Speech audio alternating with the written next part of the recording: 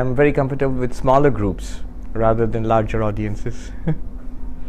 So yeah, there's a few new people actually. I didn't even think of that. I mean, I feel like I gave a pretty good introduction in the email, and I don't want to take too much time doing that, so we can hear what Swami actually has to say.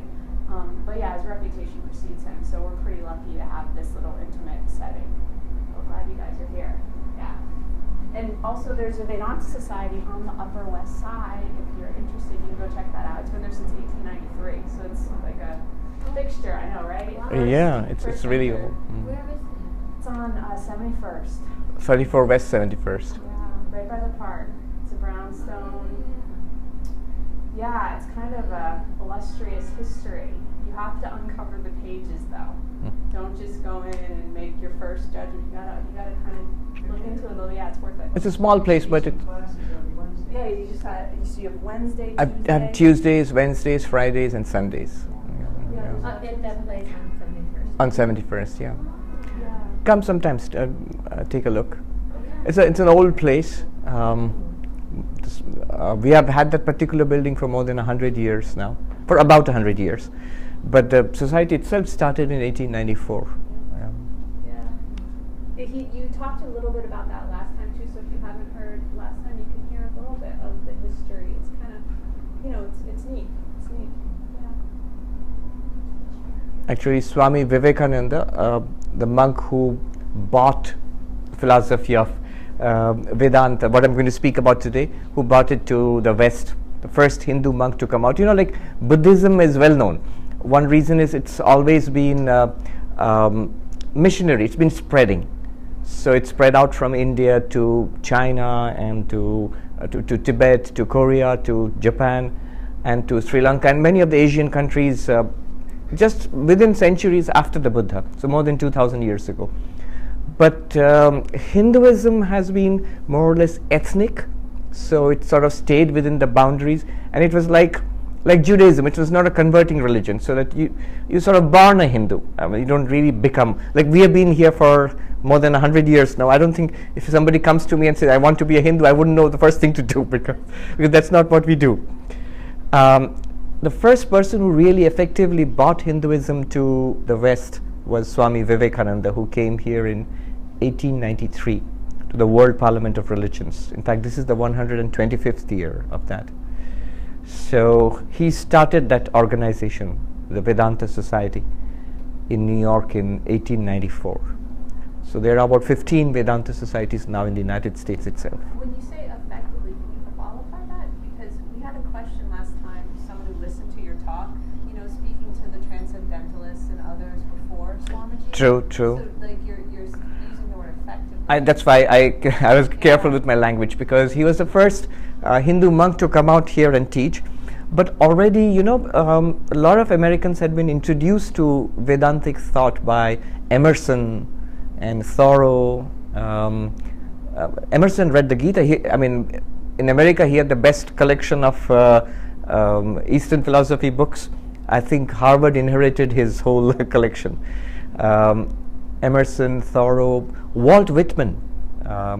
So they sort of laid the foundation of what I might say America's soul, and they were heavily influenced by Vedantic thought. So through them, it came, and it's been coming like that in many ways, in many channels, even down to our age, to Star Wars and things like that. So this thought has been there. But the first of the teachers coming from the East, that was Swami Vivekananda. And he opened the doors to so many yogis and lamas and the gurus who came, who have been coming ever since.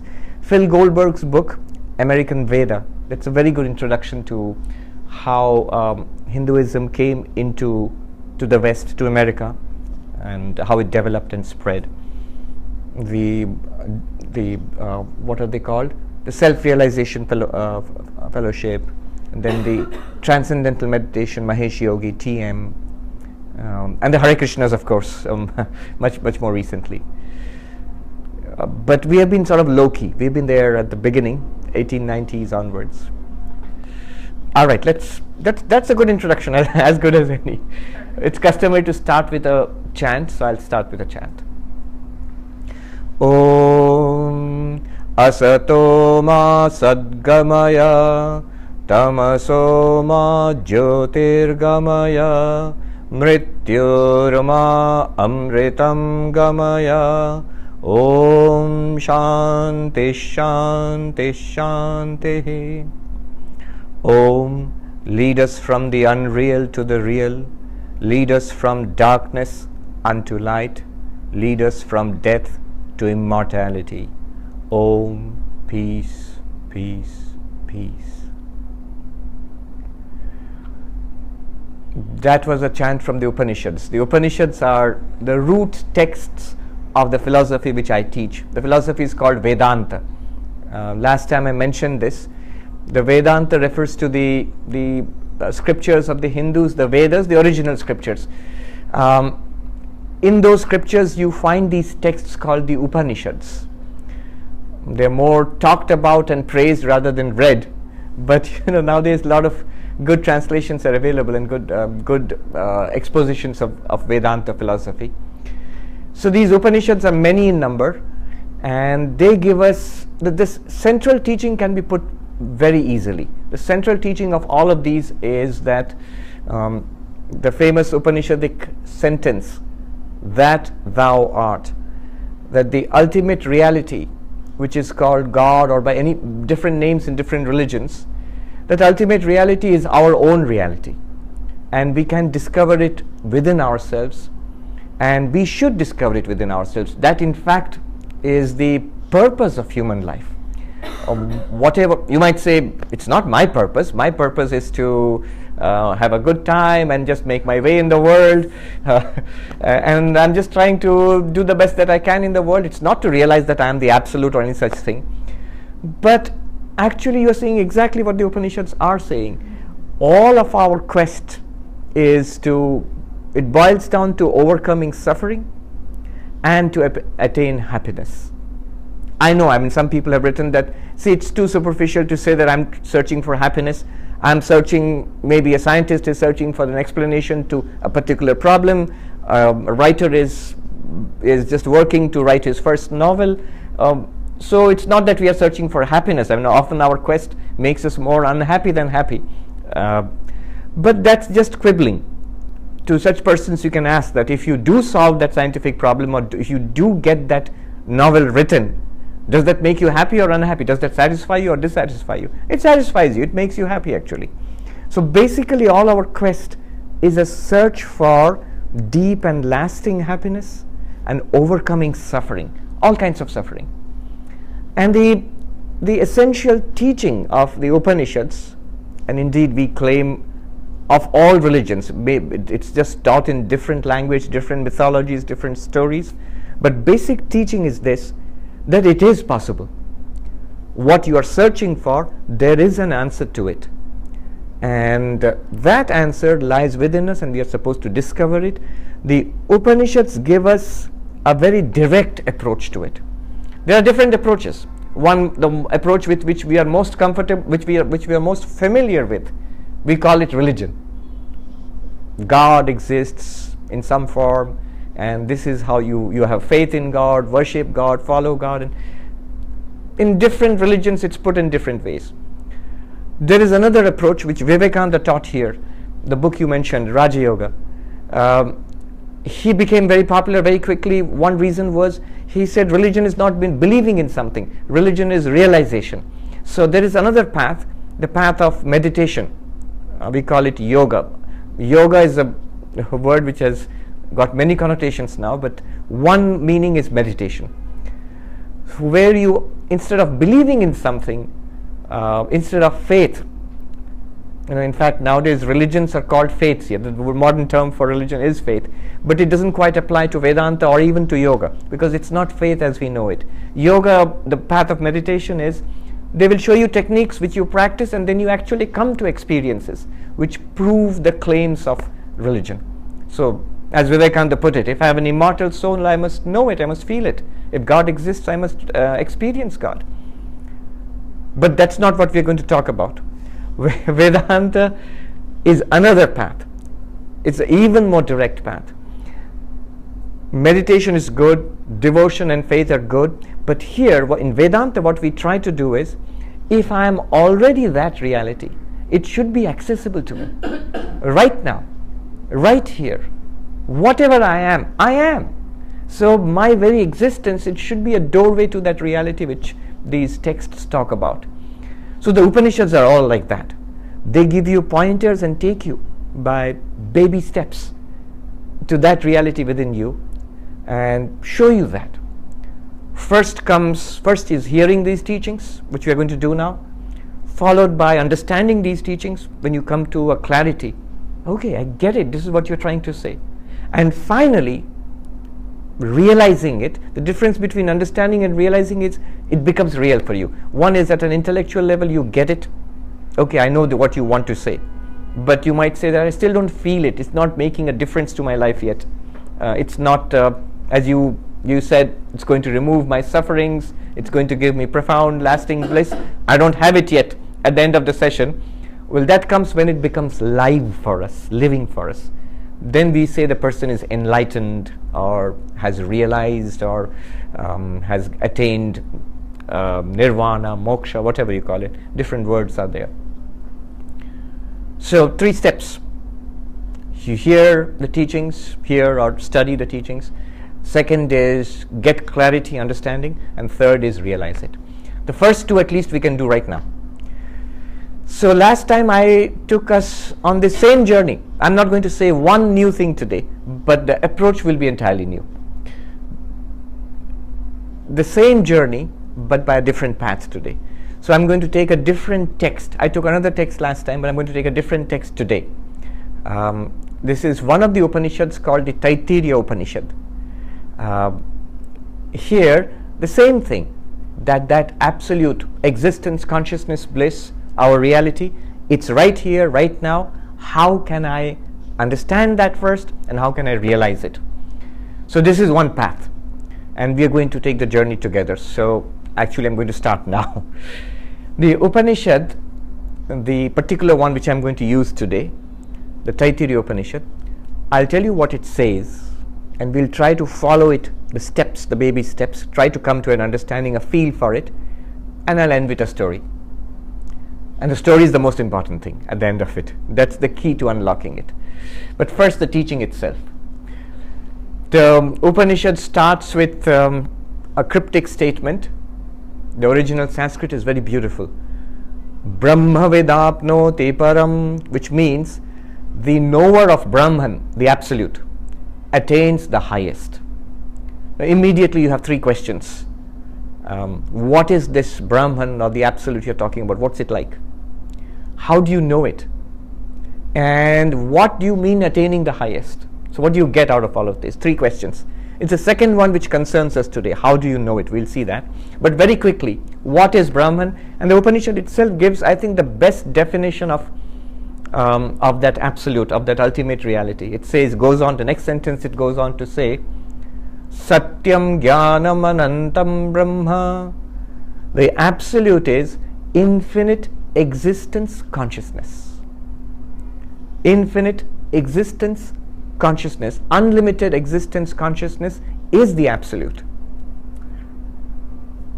You see, what does that mean? That sounds very, very metaphysical, and it's actually talking about our own reality.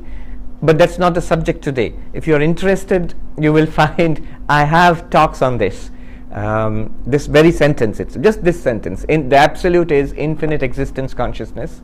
The talks are called Definition of God. If you Google it on YouTube, defining God or the definition of God, that's not our subject today. The second question is, how do we realize that I am this absolute? If I am that right now, how do I come to a realization of that? And the next line gives us the clue, which we shall follow today. The clue is this. Yo veda nihitam guhayam parame vyoman. You have to realize this absolute in the sacred space within the heart. Now I can see from your expressions that is not very helpful. Sacred space within the heart, that's cryptic. And the rest of the Upanishad actually unlocks this. And that's what we'll try to do, unlock it today. But basically it's a fancy way of saying that what is this absolute? How do I realize this absolute? How do I find this? It's a fancy way of saying it is you yourself. It points it back to you. And just by the way, what do you get if you realize this absolute? You attain the highest. So what is the highest? And it says, so ashnute sarvan kaman saha brahmana vipaschite iti. What does that mean? You attain the culmination of all desires. Whatever person could ask for in life, you get complete fulfillment. So if that's so, if in any measure whatsoever, it's worth looking into. All right. I still haven't started.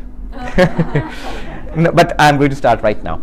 So when the Vedanta tells us, the Upanishads tell us that you are the absolute, the real problem is we immediately react by saying that, no, I'm not. I'm just this guy. The real problem is, the first big stumbling block is, we tend to have a very clear feeling that I know who I am. And whatever I know about myself is not very absolute. It's nothing quite like pure consciousness or infinite existence. I think that, and I am completely convinced, if you ask me, what are you, who are you, I'll say this. And if somebody points to this, what is this? I'll say it's me, it's I. So I am a body and a mind. That's what we are convinced about. And the body and the mind is me. It's really me. Whatever else I may be, but the obvious fact to me is I am this. And this is where the Upanishad starts. More than pointing out what we are, the Upanishad first of all shows us what we are convinced, that I am this, we are wrong about it. So the approach is more negative than positive, more showing us step by step whatever we cling to as I or mine, it's not really me. And it's a very interesting process. It can be unsettling, but it's really thrilling also when you come along for the ride. It takes you step by step. Show me what you think you are. And we start this. And the Upanishad shows us how you are actually not this. And so on, step by step. I like what Mark Twain said. He said, it's not what we do not know that gets us into trouble. It's what we know for sure that it just ain't so. That's what gets us into trouble. It was in that documentary on global warming, Inconvenient Truth. Yeah, that's where they quoted this, that we know that it just ain't so. No, it's not getting hotter. So that's what's getting us into trouble. Just like that, we think, no, it just isn't so that I am an immortal spirit or pure consciousness. It just, I am this. So the Upanishad, like any good teacher, it starts from where we are. Where are we? The Upanishad says, what do you think you are? I think I am this. The Upanishad says, all right, let's start with this. The Upanishad gives this a name. The text, Vedanta gives this a name. It calls it the food sheath. Anandamaya, made of food. The original text actually, when you learn Vedanta from a textbook, it says that you have these different sheets and you are like like the nesting, Russian nesting dolls. There's a doll and you take it off, there's a smaller one inside it. So it seems to give you a model like this, that we are like those. Here's the external thing is like a physical body, there's something subtler within and something subtler within and deeper, and finally you come to yourself. That's what it looks like when you read a textbook on Vedanta. But when you go to the root text, the approach is remarkably different. And I'll tell you why it's different. The same technique. Let me tell you the name of the technique. It's called the technique of the 5 sheaths. Sheath, like a covering. So the 5 sheaths. The idea is like 5 coverings, and inside the 5 coverings is the real you. So we are going to take you to the real you. Uncover the real you, so to say. So the real me is covered by 5 sheets. That's the picture we get. But in the original text, the Upanishad which I'm talking about, it says, okay, you think you are the body. So let's call the body the food self. Instead of calling it the food sheath. Sheath, you immediately think it's covering something. But you are the body. So let's call it the food self. Anandamaya Atma. The self made of food. Literally made of food because this is made of food. What I eat and drink, that goes to make this body. One of the very well-known actresses who used to come to Hollywood in the Vedanta Society when Swami Prabhavanandaji was there.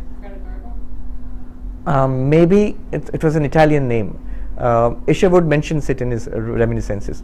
She used to come there, but it was a long time ago, in the 1950s or 60s. And she was asked, about the secret of her beauty, of her looks. She said the secret of this, it's pasta. Because it's literally made of pasta. So it's called the food sheath. And it's what we eat, it gets transformed into this. Now the Upanishad says that the text tells us, take a closer look at this. Notice that it changes.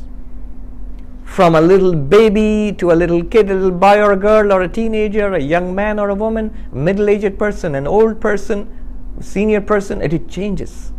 And so much. Somebody told me in LA that an elderly lady, she said that I was walking past a shop window and I saw this old woman in the glass, and I thought, who's this? And she's saying, how did I get this way? I still have the image of a young person, like a teenager or something. Time seems to have gone so fast, So it changes, and it changes so much that if you compare this body with the baby's pictures, maybe even your mom might not recognize you. But it changes so much, and yet we have the feeling that was me, and that young kid was me, the teenager was me, and this person is also me. And 10, 20, 30, 40 years hence, that old senior person is also me. So it changes so much, but we have the intuition of being the same person. An unchanging sense of self and a changing body. The changing and the unchanging, how can they be the same? We don't dwell upon it, but how can they be the same? Think about this. One reason, changing and unchanging. Another reason, another pointer. These reasons are logical arguments, but they are also pointers. If you follow them, you get a sense of what they are talking about. An object. You are always the subject. You are not an object. Because whatever you know is an object. And you are the knower, the experiencer. Whatever you experience is an object. And you are the experiencer. So this is an object. Clearly I am not this. It's a piece of cloth. But then the body is also an object. How is it an object? I can see it. I can touch it. I can feel it, and I can touch it. I can even hear it. Sometimes I can smell it, unfortunately. So all the senses by which you experience objects in the world, they make the body their object also. It's absolutely available for experience. I am the subject for which the body is an object. You are the subject, your body is an object to you also. You see, for the world we never make a mistake. That bolster there, I'll never say I am that. At the most I can say it's mine. But I never say I am that. We never say about the clothes, I am this. But with the body, we have a curiously ambivalent attitude. Sometimes I say this body. Sometimes I say my body. And sometimes I say like I'm sitting here, but the body is sitting here. So I say I. How much you weigh? I weigh this much. Pure consciousness does not weigh 200 pounds. It's the body which weighs 200 pounds. So with the body we have an ambivalent attitude. Sometimes we think of it we speak of it like an object. The doctor certainly treats it like an object. And sometimes we say it's me, it's I. Clearly it's an object. You are the subject, the experiencer of the body. Sure, you are embodied. You're there, like you're being in a vehicle. In fact, one of the Upanishads talks of the body like a chariot. It says that your body is the chariot, the senses are like the horses which pull the chariot, and the objects, sight and sound and touch and smell and taste, these are the roads on which the horses run.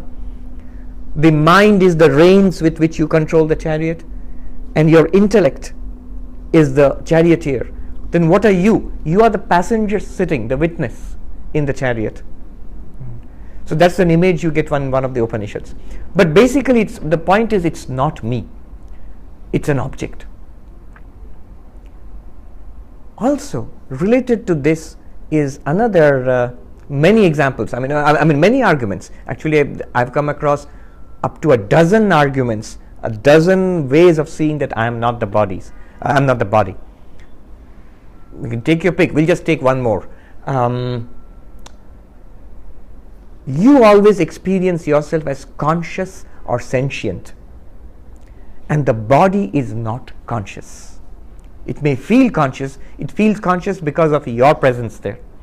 When you look at the body, you experience the body as I am a conscious being experiencing a hand. You don't feel that the hand is conscious of me.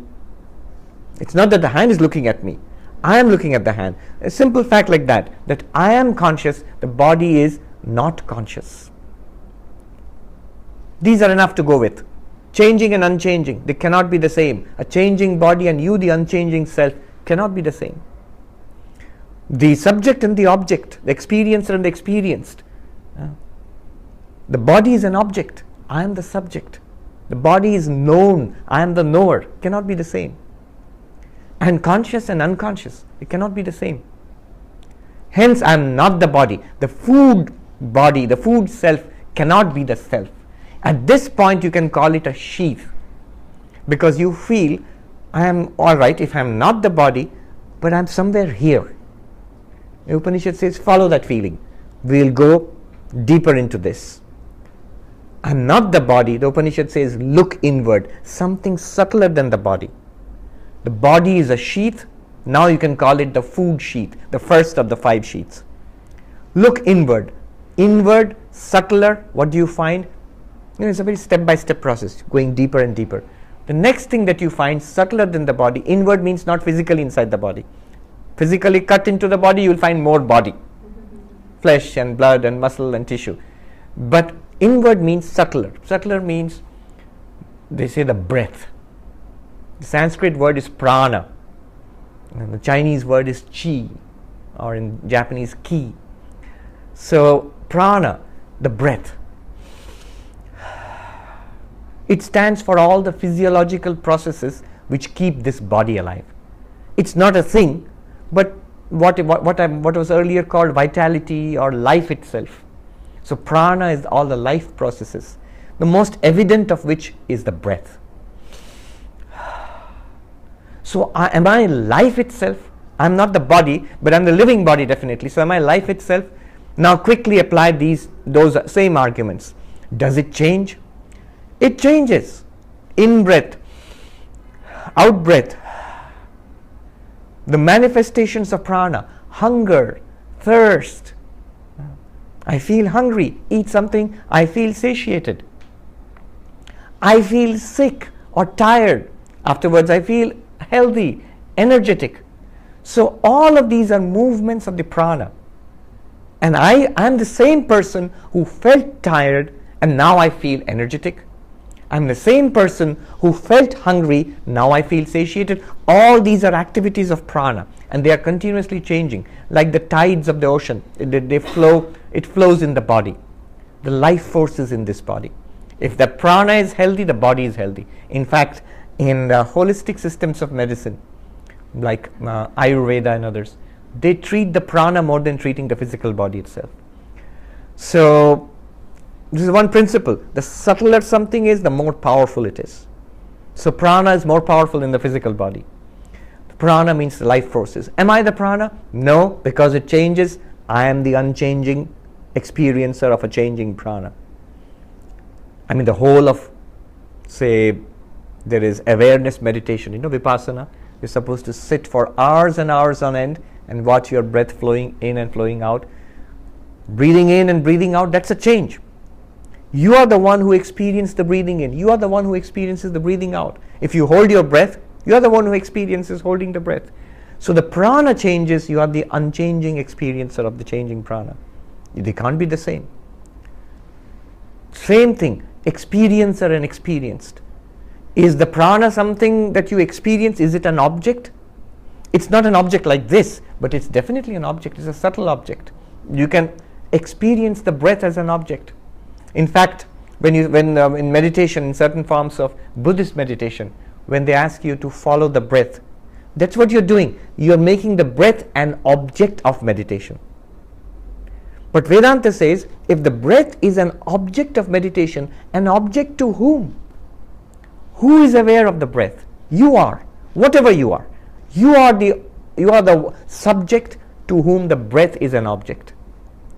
You cannot be the breath, because the breath is an object to you. It's a thing. The third argument, if you remember, conscious and unconscious. Are you conscious of the breath, or is the breath conscious of you?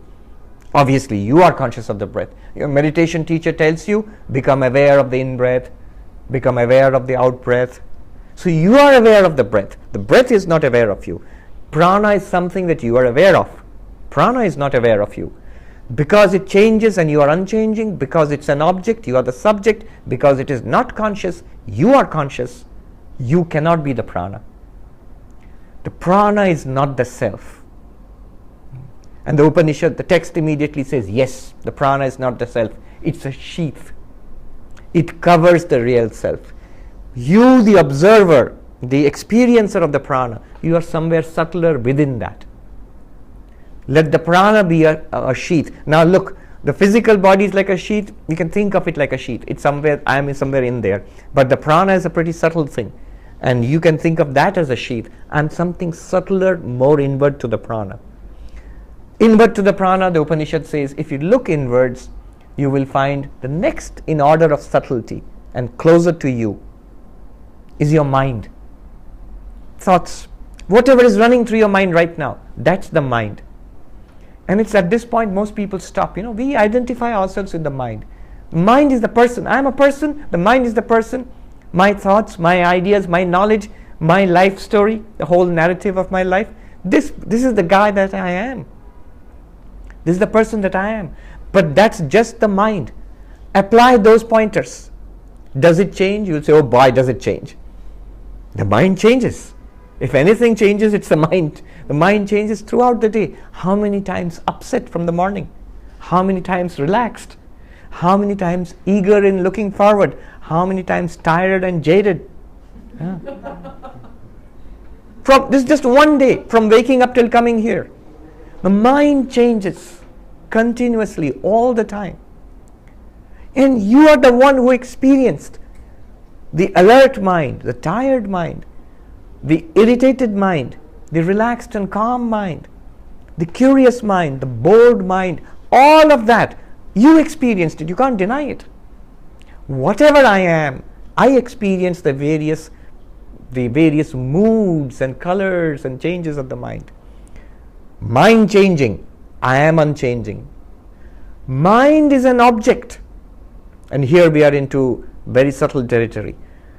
Most of the time in all the literatures and all the ways we think about the mind in the world, in different subjects, the mind is the subject. And everything else is an object to the mind. But I am telling you, it's pretty easy to see the mind is also an object. Every thought in the mind, if you look inwards, you will see that you can objectify that thought. Are you not aware of your moods? Even if you are not aware of your moods, you can be aware. The moment you look inwards and introspect, you become aware of your moods. When you are happy, are you not aware that you are happy? When it hurts, are you not aware that it hurts? When you have a flash of pleasure, a flash of joy, a burst of curiosity, all of these things are something that we all experience, which means we experience the contents of the mind. The mind is also an object. If you will, a series of objects, but nevertheless objective, to some subtle subject within the mind. Mind is an object, I am the subject. And I'll say something drastic, but it follows very simply. The mind is also not conscious. I, the witness of the mind, am conscious. Simple experiment. Think 2 plus 2 is 4. Just now think it. 2 plus 2 is 4. The 2 plus 2, 4 is a thought. And you are aware of that thought. That 2 plus 2, 4 thought is not aware of you. It doesn't say, hey, I see you. No. You say to the thought, I see you. 2 plus 2, 4. Hello. So you are aware of the thought. The thought is not aware of you. It's just a thought. It's a movement in that mysterious entity we call the mind. So thoughts are not conscious. You are conscious of the thought. The mind being changing and you are unchanging, you cannot be the mind. The mind being objective in a very subtle sense. You are the subject of the mind too. You cannot be the mind. The mind being non-conscious in this very specific technical sense. You are conscious of the mind. Hence, you cannot be the mind. We are in very subtle territory here. And the Upanishad says, go a little further. It subdivides the mind itself into a very fine function of the mind called the intellect. Why? Because that's what we are using right now to understand all of this. Am I the intellect? Because it's the intellect which is doing all this right now. We are thinking, trying to understand, trying to follow this. That function of the mind which is doing that intellect. Am I that? Apply those three criteria. Does the intellect change? Yes, it does. So many things I didn't understand, now I understand. So many things I thought I understood, I become confused about it. We learn, we change our mind, we decide. All decisions, learning, understanding, all of these are functions of the intellect. In Sanskrit, the buddhi. So it changes, definitely it changes. The moment I go from not understanding to understanding something, from working at a math problem and solving it, from taking a decision, do I take a cab or the subway? The intellect is working and it's changing. Changing and non-changing. I cannot be the intellect. Am I aware of the workings of the intellect? If I choose to be, I can. I'm aware of the confused intellect. I'm aware of clarity, the moment of clarity in anything. So I am aware of the workings of the intellect. Then it's an object. I am the subject. It is, by the same logic, not conscious. I am conscious of it. Same logic. Changing and unchanging. I cannot be the intellect. Object and subject. I am the subject of which to which the intellect is also an object. Somewhere in there. I am conscious of the intellect. Conscious and non-conscious. I cannot be the intellect. The Sanskrit names for these sheaths. The food sheath is called anandamaya kosha. Not that it matters, but it's good to know the technical terms. The prana sheath is called the pranamaya kosha. Kosha means sheath. The mind sheath is called the manomaya kosha. And the intellect is called the vijnanamaya kosha. And the Upanishad pushes a little further. Try to go beyond the intellect, inwards, further inwards. At this place you're going to get a headache. And this is what we just understanding this. After this we'll do a meditation exercise to actually go through this process. The last part is, if you try to probe beyond the intellect, try it now, you'll come to a blank.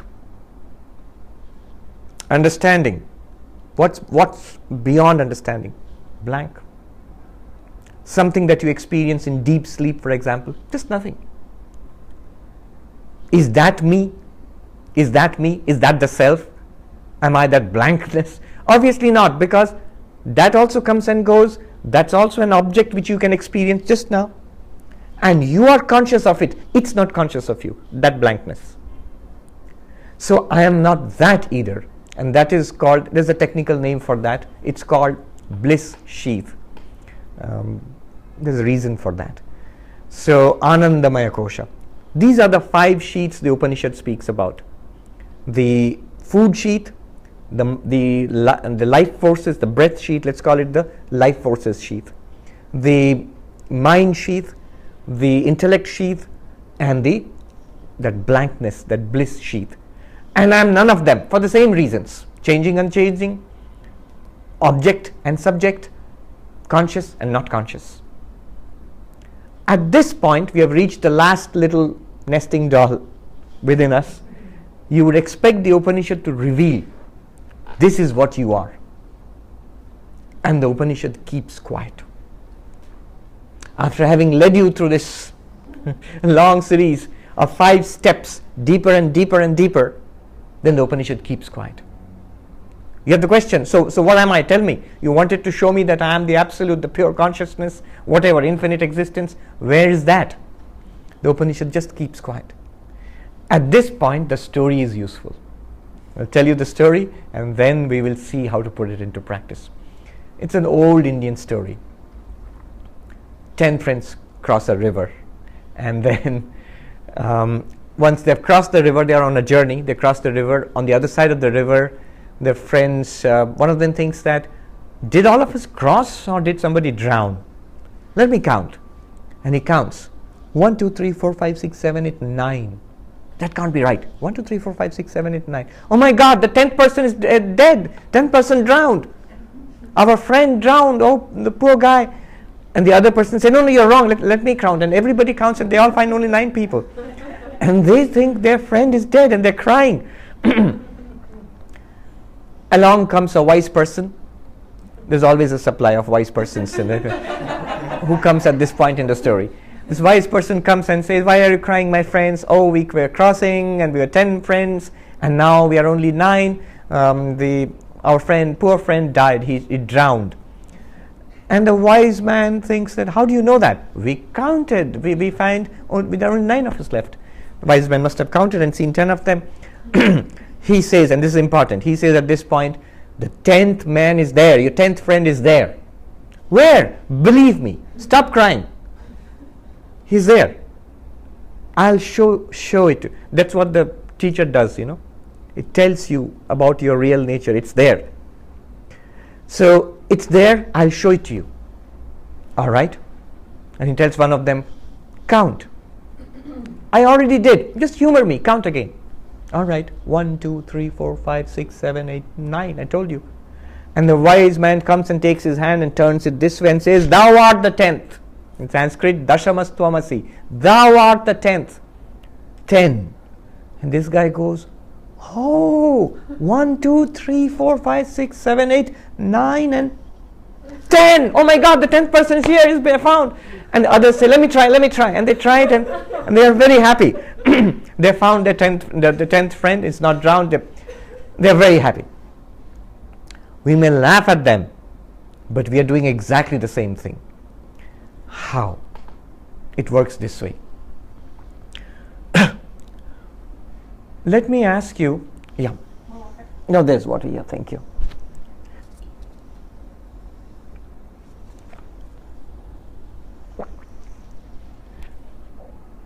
Why do you think the guy was unable to find the 10th person? Why do you think that the first guy was unable to find the 10th person? What was his problem? Not self-aware. He was not self-aware. He didn't count himself because he's not self-aware. He didn't count himself. Why did he not count himself? Where did he count? He counted the 9. Why did he count the 9? Because he could see them. They were there. And when he counted the 9, he was expecting the 10th person to be there. Why? Because it's logical. The other 9 are there, so the 10th must be there too. The same logic applies. 1, 2, and this is the point, 1, 2, 3, 4, 5, 6, 7, 8, 9. They are all out there. They are objects. And the 10th person should be, by all logic, by previous experience, should be an object because everything is apparently an object. But the 10th person is not an object. The 10th person is the subject. Not finding the 10th person as an object, what conclusion did he jump to? It's not there. And then he was crying. The 10th person is drowned. Exactly the same thing is happening to us. This is what's happening. When we are searching for I, who am I? What am I? What we search for is this. I'm counting, okay, this is I, the body. But then you show me that it's not me. Then I go subtler, another object, the breath. But then you show me it's not me. It's an object. I experience it. Go subtler, go inwards, the mind. But then it's not me. It's also an object, not the real me. Go inwards, deeper, subtler, the intellect. That's also an object. It's not me. And beyond that I find nothing, a blankness. That's also an object, a blankness. And now I'm expecting like another little nesting doll, a Russian doll, for you to pull out a little doll and show me this is you. But the real me is not an object.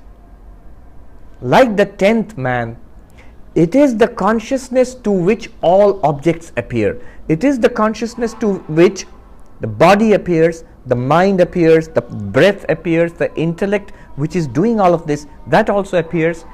That consciousness. Vedanta the teacher could have just as well said, that's Manhattan. Object.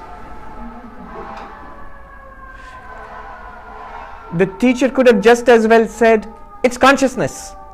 But you know what happens if the teacher says it's consciousness? We'll try to look for consciousness because we are trying to look for an object. The consciousness is not an object. Though I'm using the term consciousness, the consciousness, that infinite being, isness, awareness, it's not an object. It is that to which all objects appear. The only way of realizing that is not to objectify it. It's not to try to see it as an object. You'll never find it. In fact, you'll come to the conclusion, like that person, the 10th man does not exist, that self does not exist. In fact, the student in the teaching, the root text, comes to that very conclusion. The student says, when the teacher keeps silent after that blankness, the student says, so what about the self? You're going to tell me about myself. Does it not exist? And the teacher just says, do you not exist?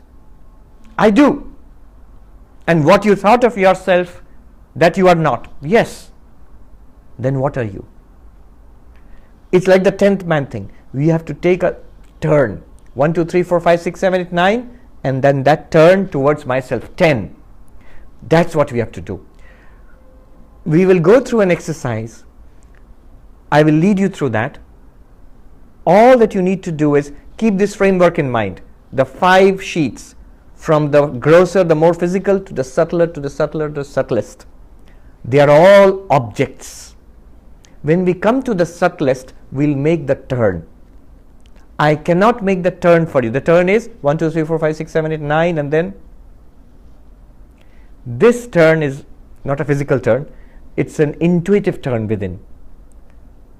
We will come to the very point where you will have to do it, or at least get a sense of what it means.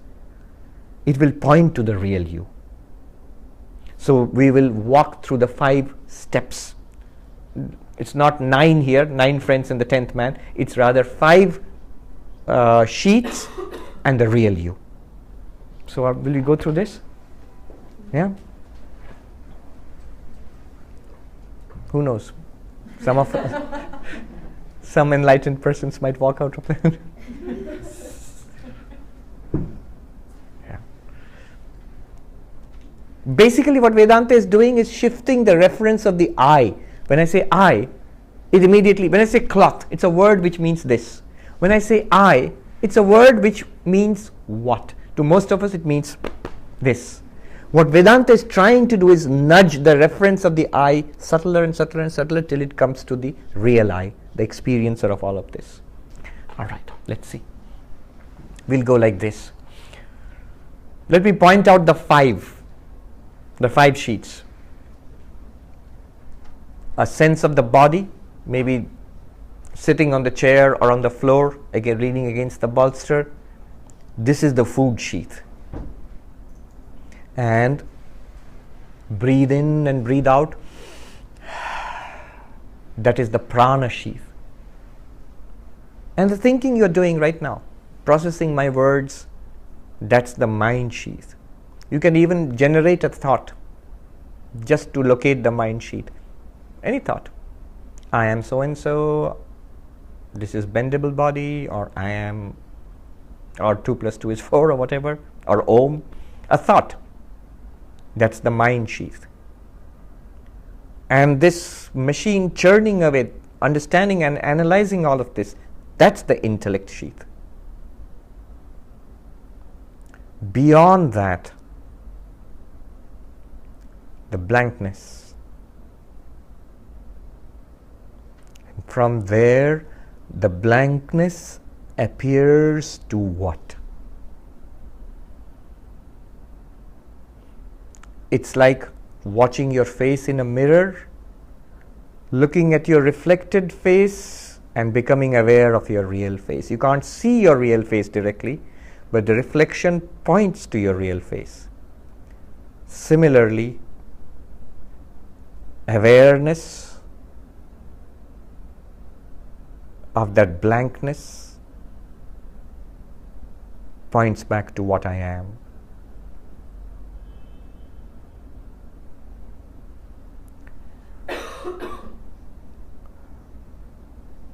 Let's cycle back. Be aware of the body.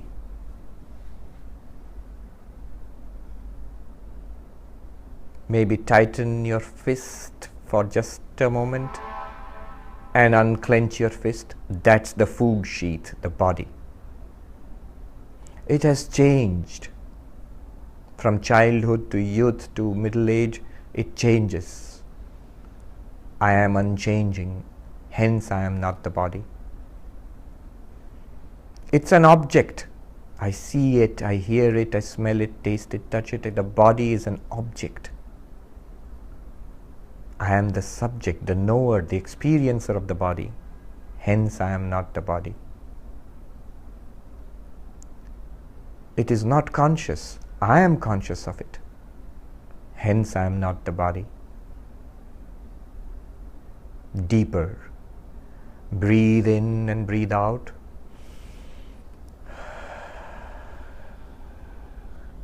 Notice that. That is the prana sheath, the sheath of life.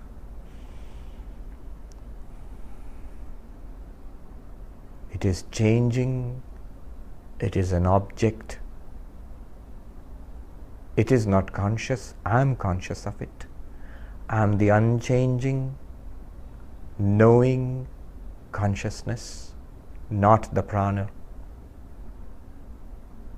Go deeper. Thoughts in the mind, feelings, they are changing. I am the unchanging. They are objects. They are known. I am the knower, the subject. They are not conscious. I am conscious of the thoughts. Hence, I am not the mind. This whole process of understanding deeper is the intellect sheath. It too is changing, object, not conscious. I am the unchanging, pure subject, awareness, witness of my intellect, the workings of my intellect.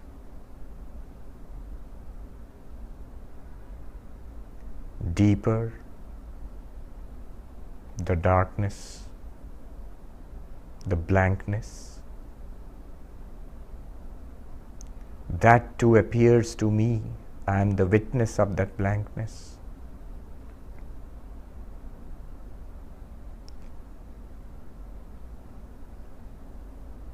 I, to whom appeared the body and the breath and the mind and the intellect and the blankness beyond the intellect. What am I?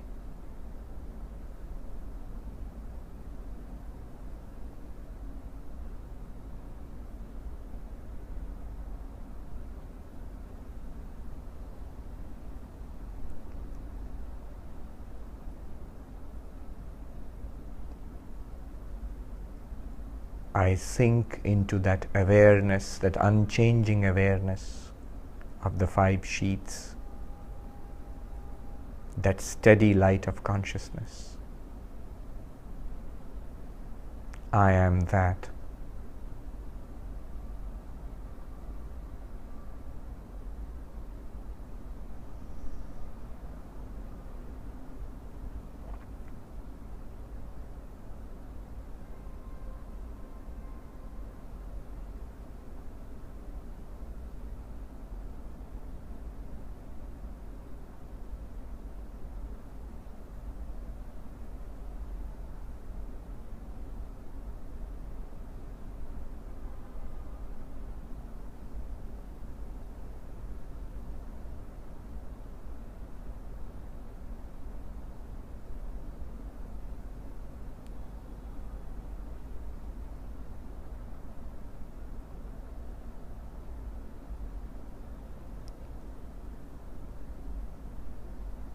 Become aware of the body. Become aware of the surroundings. You're sitting here. When you are comfortable, slowly open your eyes.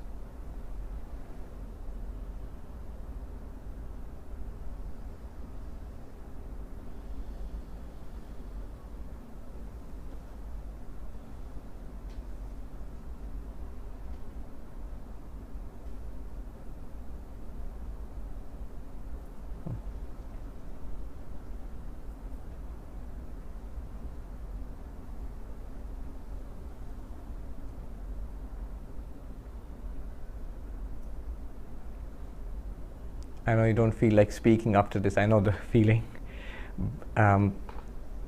Let me just extend that story a little bit, and if you have any questions, raise your hands. We will talk. That story of the 10 persons, that also illustrates the spiritual journey according to Vedanta. 7 stages. The 7 stages of the spiritual journey are ignorance, veiling, I'm translating the Sanskrit terms, veiling,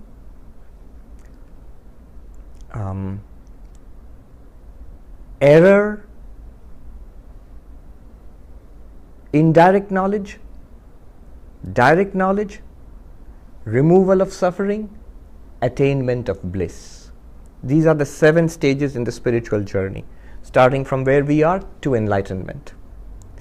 7 stages, and they are illustrated by this story, and then I'll show you what actually happens in the spiritual journey. In the story, as you said, that person was not self-aware, so that is called ignorance, of not being aware of the true nature of about ourselves. So that's the first thing. That's where all the trouble begins, not being aware of what I am. The second thing happens is veiling. The veiling is that person now thinks that the 10th person is not there, not aware of himself. So the existence of the 10th person is veiled. He's searching 1, 2, 3, 4, 5, 6, 7, 8, 9. Where is the 10th person? Where's that guy? So that's the veiling. And in the spiritual journey, what happens is, when the Upanishads tell you that you are this infinite self, existence, consciousness, bliss, you are the absolute.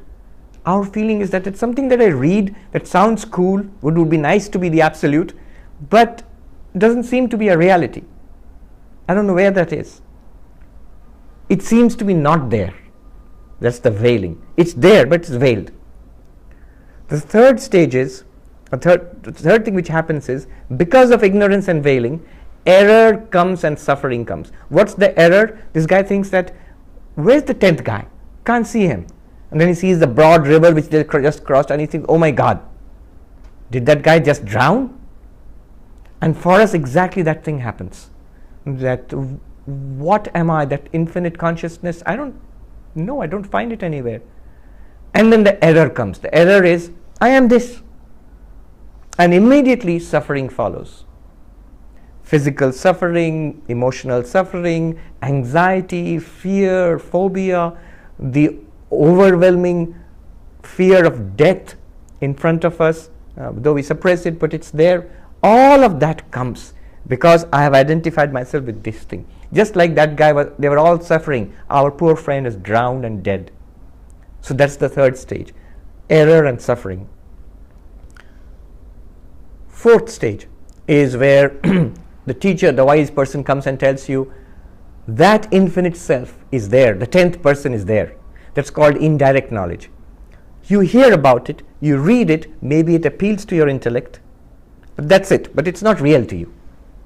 That's the stage of learning, studying, inquiring, where we call ourselves spiritual seekers. And then comes the fifth stage, which is direct knowledge. It is actually a stage, a breakthrough comes, where it's absolutely real, it's a fact. Just like I point out the food sheath, the physical body is a fact. You wouldn't think it's theory or it's speculation. It's here, that's it. exactly in the same sense that I am an unchanging awareness to which appears all of these things, that becomes a fact. No longer a matter of some philosophy you are learning. It's just a fact of life. It is the fact of life. And then once that comes, then the benefits start flowing, the 6th and 7th stages. The 6th stage is eradication of suffering. Remember, the physical suffering, your mortgage won't be paid off. If your relationships with your partner or your kids is not good, that will not improve immediately, nor will your physical problems be solved immediately. But what will happen is that reality which you find within yourself, that is not affected by these problems. Who has the problems? The person has the problems.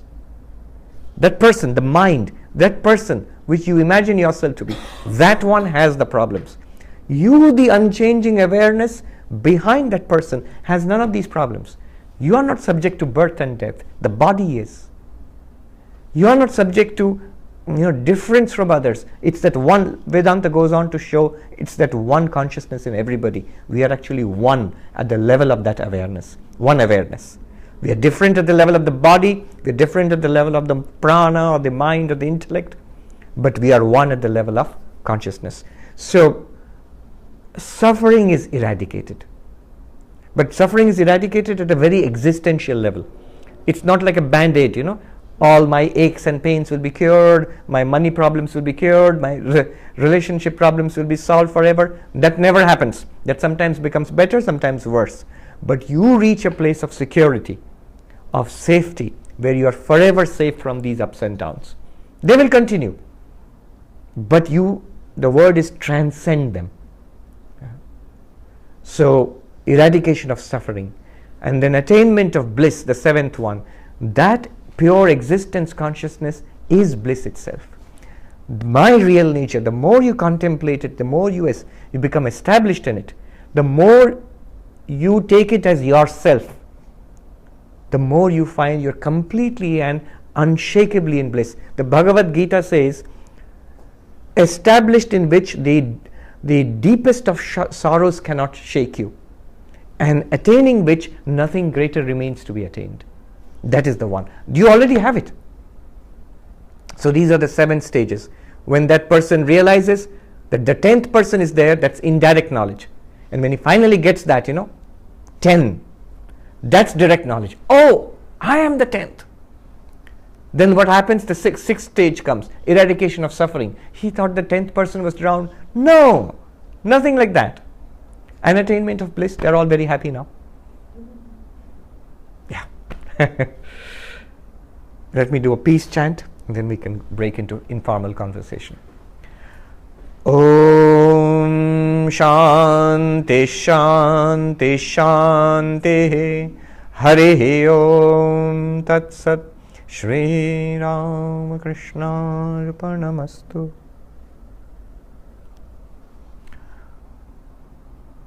It just means peace, peace, peace.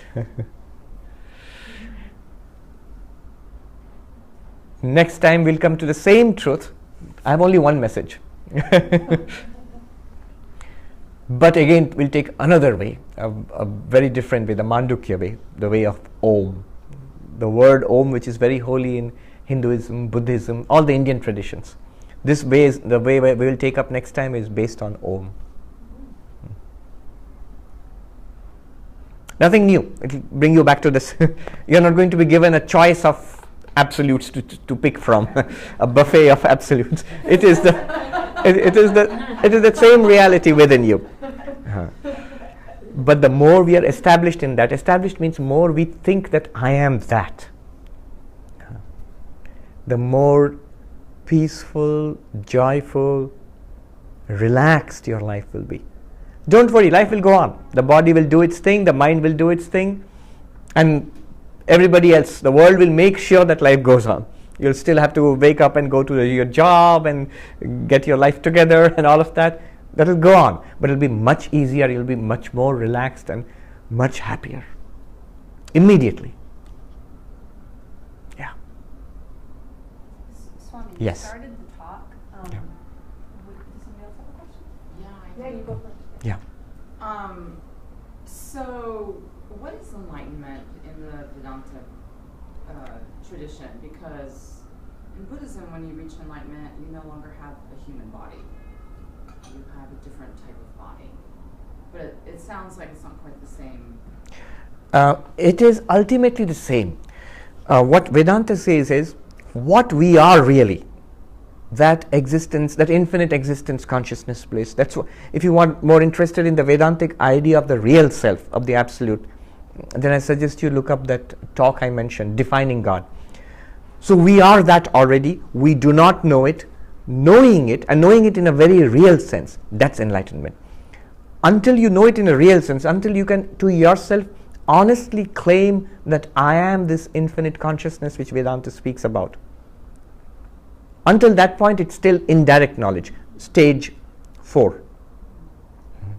It's still, you just know now that the 10th man is there, but you don't know that you are the 10th man. And so the benefits have not started flowing. Suffering has not been overcome, and peace has not been attained. Buddhism is not all that different. Even the idea that you have a different kind of body, that might be later Buddhism. But remember, Buddha himself and the enlightened ones, the arhats, those who got enlightenment, they all continued in that physical body for some time until the karma is exhausted and this body falls off. But what you realize here now is that consciousness which you realize yourself as is not a part of this body. It works through this body, but it's not limited by this body. No more than electricity is a part of this light. It makes the light function. It's something that comes into the light, makes it function, makes it shine, makes the camera work, makes the microphone amplify sound. But it's not a part of the camera or the microphone or the light. It's even when the light, if it's the camera is broken or the light is not functioning, electricity is still there. Just it's not obvious anymore. So that consciousness, which in this body and mind makes me feel like a person, helps me to hear and smell and taste and touch and think, all of what we call conscious experiences, that is a separate reality which shines through all these instruments. Realizing myself as that is enlightenment. It's not so very different from Buddhism. If you look at the philosophy of Buddhism, Buddhism does not state it the Buddha did not state it in a positive sense. He showed you that the self is empty, that what we consider to be the self. In Buddhism, they are called the 5 skandhas, the 5 pillars, and they are all empty. There is no permanent substantiality to any of them. None of them are the self, and it leaves you there. You see, when you compare it with the Upanishad, we did something pretty parallel. What we thought to be the self is now shown not to be the self, but it goes further and points to something. It does not tell you outright. If you study a textbook of Vedanta, they will tell you you are the absolute. But the original text doesn't even tell you that. It just points to something which you are supposed to catch. There